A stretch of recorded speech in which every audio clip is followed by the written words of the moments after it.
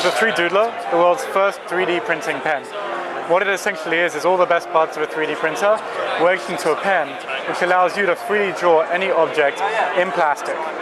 We launched this on Kickstarter in February 2013 and ended up raising 2.34 million and getting 26,000 pre-orders. It's now ready to ship and we'll be sending this to our backers at the end of the month. And you can also pre-order it from the3doodler.com. Let me show you how it works. So you can go fast or slow, and what you need to do is anchor the pen into the paper. 1 second. And then slowly drag the pen up to draw almost any 3D object. I like doing PR for these sorts of Kickstarters because they're relevant, you know what I mean? And it's not like just print it out. And you can see that's already hard, almost instantly.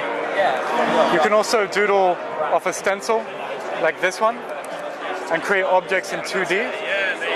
Or we can break buildings, for example, into pieces, 2D pieces, and join them together to make items like the Big Ben. I've